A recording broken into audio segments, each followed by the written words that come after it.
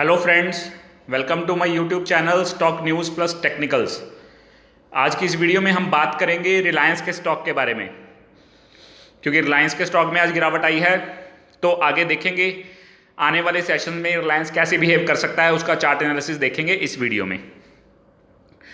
तो वीडियो शुरू करने से पहले मैं आपको बता रहा हूँ कि पहले वीडियोज़ मैंने जो बनाई थी जी एंटरटेनमेंट पे, टाटा कंज्यूमर पे, महानगर गैस पे, वो सारी वीडियोस सारे स्टॉक्स वैसे ही चले हैं जैसे हमने सोचा था। बीच में रीबाउंड आ रहे हैं जी टीवी, जी एंटरटेनमेंट में और टाटा कंज्यूमर में, लेकिन फिर भी नीचे ही जाके क्लोज कर रहे हैं क्योंकि उनका चार्ट पैटर्न वीक है थोड़ा सा, उनमें गिरावट थोड़ी सी आ सकती है। इसलिए मैंने बोला था कि फ्रेश बाइंग अभी उसमें ना कीजिए। वैसे ही महानगर गैस में भी मैंने बताया था कि 780 से पहले बाय नहीं करेंगे, और स्टॉक 780 लो लगाकर 835 तक आ गया, तो काफ़ी प्रॉफिट हुआ होगा जिन्होंने बाय किया होगा। तो चलिए शुरू करते हैं दोस्तों आज की वीडियो रिलायंस के स्टॉक के बारे में। कोई बाइंग सेलिंग की रिकमेंडेशन नहीं है, प्योरली एजुकेशनल पर्पस के लिए है। तो ये देखिए आपके सामने है 6 महीने का रिलायंस का चार्ट। 2370 का हाई लगाया था, उसके बाद नीचे आया स्टॉक, उसने 2167 का लो लगाया, फिर इसने हाई लगाया 2300 के आसपास का डबल टॉप बनाया, 2 बार यहां तक गया लेकिन वहां से रिट्रेस कर गया, और आज इसने जो लो लगाया 2172 का लो लगाने के बाद उसी के आसपास क्लोजिंग दी है 2180 के आसपास। तो देखिए अब रिलायंस का स्टॉक आगे क्या कर सकता है। देखिए मार्केट में कल बहुत करेक्शन आई थी 2-2.5% की, और आज इनसाइड कैंडल बनी है, इनसाइड बार कह सकते हैं जिसको। अगर मार्केट में 1-2 दिनों के बाद ज़्यादा सेलिंग आती है तो रिलायंस के स्टॉक में भी गिरावट डेफिनेटली आएगी जैसे पहले आई थी। अगर बड़ी गिरावट आती है, अगर 300-400 पॉइंट की गिरावट आती है तो रिलायंस के स्टॉक में भी गिरावट आ सकती है। जो इसका रीसेंट लो अगर यहां से नीचे फिसलता है, 2167 से नीचे फिसलता है, अगर ये आपने इस लो को ब्रीच करता है, इसके नीचे डिसाइसिवली क्लोज करता है या इसके नीचे ट्रेड भी करता है, तो रिलायंस के स्टॉक में हमें जो रीसेंट लो अपना उसके बाद का बनेगा वो है 2042। और मुझे ऐसा लगता है कि 2080 से लेके 2100 तक रिलायंस आ सकता है अगर मार्केट में 200-300 पॉइंट की करेक्शन और आती है तो, अदरवाइज नहीं। दूसरी बात सबसे पहले है इंपॉर्टेंट 2167 के नीचे ट्रेड करना, इसको ब्रीच करना और इसके नीचे ही ट्रेड करना। फिर हम एक्सपेक्ट कर सकते हैं कि रिलायंस के स्टॉक में गिरावट आएगी अगर मार्केट में भी 200-300 पॉइंट की करेक्शन आती है यहां से।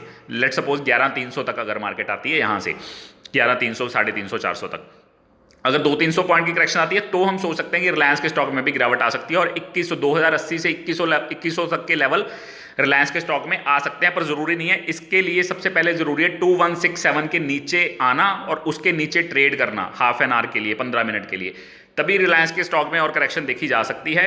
नहीं तो यहां से भी ये, क्योंकि यहां अपनी सपोर्ट के आसपास है, तो यहां से भी रिलायंस का स्टॉक बाउंस बैक कर सकता है ऊपर को। अगर मार्केट में भी थोड़ी सी रिकवरी आई ऊपर को आने वाले सेशन में, तो रिलायंस का स्टॉक यहां से बाउंस बैक कर सकता है ऊपर, कम से कम 2200 से 2210 के लेवल के लिए।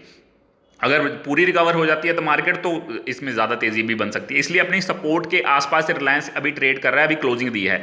अगर 2167 का लेवल बहुत इंपॉर्टेंट है, अगर इसके नीचे निकल के नीचे ही ट्रेड करता है तो नीचे आ सकती है, गिरावट आ सकती है अगर मार्केट भी गिरती है तो।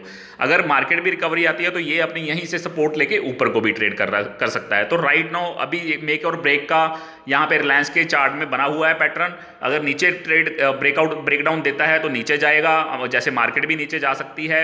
अगर मार्केट यहाँ से पूरी तरह रिकवर करती है और रिलायंस के स्टॉक में भी यहाँ से अपनी सपोर्ट से बाउंस बैक आता है, तो दोबारा से 2200 से 2220 तक के लेवल कम से कम रिलायंस के स्टॉक में आने वाले ट्रेडिंग सेशन में देखे जा सकते हैं दोस्तों।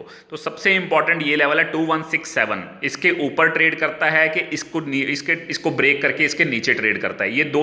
ये हमें बताएगा अगले वाले आने वाले सेशन में, हमें पता लगेगा कि रिलायंस का स्टॉक इस सपोर्ट को होल्ड करता है कि नहीं करता है। तो ये सबसे इंपॉर्टेंट लेवल है। अगर ये लेवल टूटता है तो डेफिनेटली आपको फ्रेश बाइंग अवॉइड करनी चाहिए।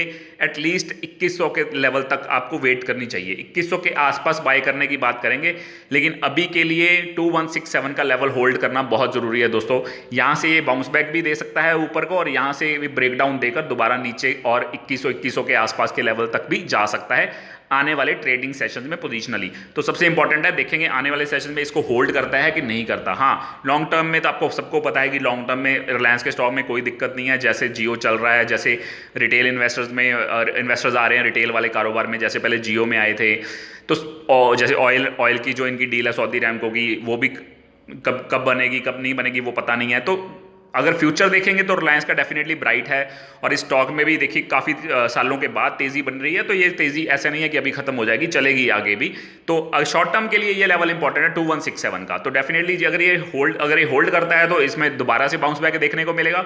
अगर ये इसको ब्रीच करता है तो 2100 तक के लेवल भी रिलायंस के स्टॉक में आने वाले ट्रेडिंग सेशन में देखे जा सकते हैं पोजिशनली। तो आप वहाँ पे बाय करिए जिन्होंने फ्रेश बाइंग करनी है। तो ये है दोस्तों हमारा आज का एनालिसिस रिलायंस के स्टॉक का।